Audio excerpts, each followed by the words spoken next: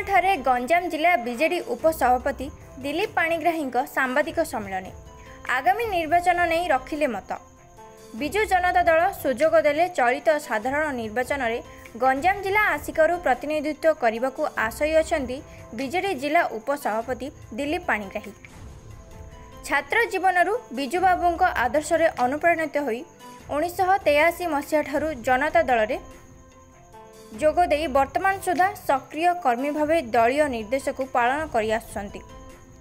आगक 2024 साधारण निर्वाचन थिबा कारणरू एठी जहाकू टिकेट देव समर्थन करा जिवो। जदि दल तांकू सुजोग दिए से लढ़िबा नहीं आशायी थिबा आसिका टाउन हॉल ठारे आयोजित सांबादिक सम्मेलन जरिया मत प्रकाश करछंती बीजेडी जिला उपसभापति दिलीप पाणिग्राही। भाव में केवल लड़बी ना मोर निजर गोटे आइडेंटिटी अच्छी ये दल में छात्र जीवन पर रही निश्चित भाव में क्षोभ प्रकाश करी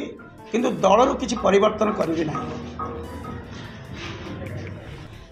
जेहेतु निर्वाचन वर्ष बहु उन्नयन कार्यक्रम आम दल आम सरकार हाथ को नहीं परिप्रेक्षी में निकट भविष्य में आस्का एनएसी को म्युनिसिपालिटी करा जायछि सारा राज्य में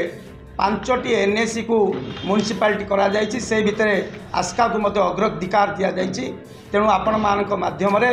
शुभेच्छा जणाइबा कृतज्ञता ज्ञापन करी यार आवश्यकता अनुभव कलु। तेणु आम प्रेस मीट डाकिलु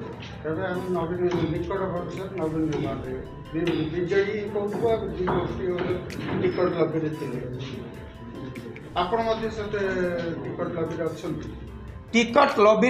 रहिबा किछि आम पई भूल नुह। आपण माने समस्ते जानिचंती छात्र जीवन रू अवसर नेला परे 1983 मसीहारू अण कांग्रेस राजनीति रे विजु पट्टनायक नीति आदर्श रे अनुप्राणित होई आमे जनता पार्टी रे जोग देइतिलु। बहु आंदोलन रे आमे भाग नैचु। जनता पार्टी पर जनता दल रे आमे मध्य अग्राधिकार भूमिका नैतिलु। आपण मानकु कहि रखिया पई चाहे 1999 मसीहा रे जनता दल एवं सीपीआई सीपीएम मेंटरे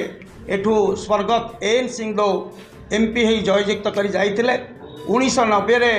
सही तल प्राक्तन विधायक स्वर्गत द्युतिकृष्ण पन्ना मध्य जनता दल सपक्ष रे एठू निर्वाचित हो जाइतिले एवं एठू विजु पट्टनायक मध्य आमे जनता दलरू तांको सांसद भाव में निर्वाचित करिचु एवं विजु बाबू देहांत परे नवीन पट्टनायक राजनैतिक जीवन आस्का लोकसभा आरंभ होता 3 थर सी लोकसभा को निर्वाचित हो जाते। विजु जनता दल गठन पर विजु जनता दल जिते जहाँ दायित्व मिली ताकू आम सुचारू रूप से तुलेचु। नवीन बाबू निर्वाचन कथा कहतु सांसद प्रतिनिधि कथा कहतु ब्लॉक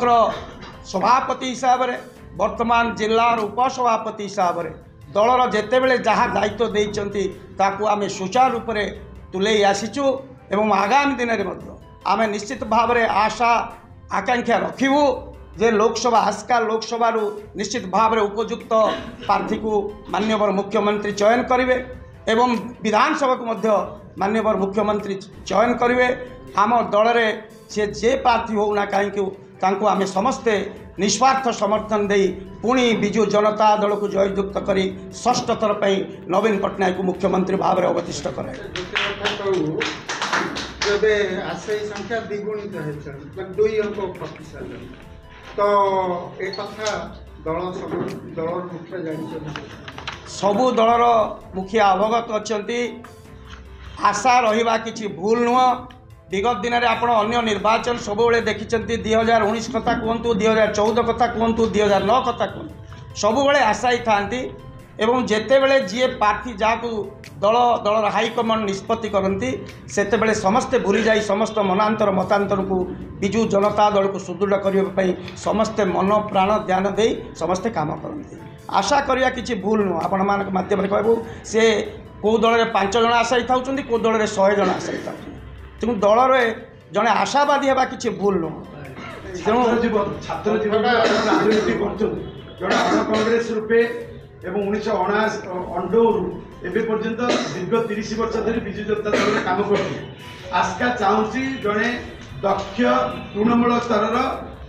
राजनीति जानी जड़े व्यक्ति को प्रार्थी करने ଆପଣ ପ୍ରାର୍ଥୀ ହେବା ପାଇଁ ଇଚ୍ଛୁକ ଅଛନ୍ତି କି? निश्चित भाव में दल में जितेबले एत दिन आम कम करके आसचु दल जितेबले जो दायित्व देछि ताकू सुचारू रूप में आम परिचालना करिचु दल जदि आमको दायित्व दिए निर्वाचन में निर्वाचन लड़ाई दायित्व दियंती निश्चित भाव में दलर जितेबले जहाँ दायित्व देवे ताकू आम सुचारू रूप में तुलेबू। आज्ञा नाई मु आज्ञा प्रार्थी होगापाई एत पर्यंत दरखास्त करना किंबा लबी ना दल जदि मते स्वतःपूर्व भाव प्रार्थी करेंगे ताहले मु दल को सम्मान दे आम नेतृत्व को सम्मान दे मु निर्वाचन रणांगन में अवतीर्ण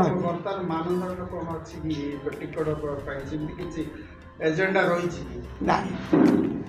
सेमती किसी एजेंडा नहीं आपण मैंने जानते ए दलू प्रमिला विषय सांसद होकर निर्वाचित होते तेणु सेमती आम दल में सेमती किसी एजेंडा प्रस्तुत ही ना जे ये ही प्रार्थी हो पारे तेणु आम आशा करूँ जे विगत दिन जहाँ सब एठू बहु ज्ञानी गुणी स्वर्गत बिजू पट्टनायक एठू सांसद भाव में निर्वाचित हो जाते स्वर्गत हरिहर स्वाई एठू निर्वाचित हो जाते स्वर्गत एन सिंह एठू एमपी भाव निर्वाचित हो जाते एवं कांग्रेस रामरथ जो निर्वाचित हो जाते एठू से केंद्र मंत्री एवं all India youth Congress president एवं आस्का लोकसभा निर्वाचन सबुबले पार्लियामेंट रे लोकसभा गोटे गुरुत्वपूर्ण निर्वाचन मंडली गोटे परिगणित हो पारी एठू नवीन पट्टनायक तीन थर पार्लियामेंट को निर्वाचित हो जाते चक हल नंगल चक्र नहीं चक हल सीटा दलर हाइकमांड पर निष्पत्ति दलर हाइकमांड जितेबाला आमको जहाँ दायित्व देछि ताकू आम कौन प्रकार व्यतिक्रम न करी दल को दलर हाइकमांड को सम्मान दे सब काम कर आसचु जदि आमको दल बर्तमान गुरुत्व मन करी जदि प्रार्थित्व देवे ताकू आम निश्चित भाव में गुरुत्वर सहित अग्राधिकार दे आपण मैंने सब मीडिया एवं इलेक्ट्रोनिक मीडिया प्रिंट मीडिया रे आपण मैंने निश्चित भाव में देखिपे निश्चित भाव में आसंता निर्वाचन में आम दल बहु गुरुत्वपूर्ण आउ युव प्रार्थी को प्रार्थित्व करने मनस्थ कर उदाहरण स्वरूप मुझे कही रखापी चाहे जो गला राज्यसभा निर्वाचन रे जो आपण मानकर नॉमिनेशन है पुरी गोटे युवक को प्रार्थित्व कर जान।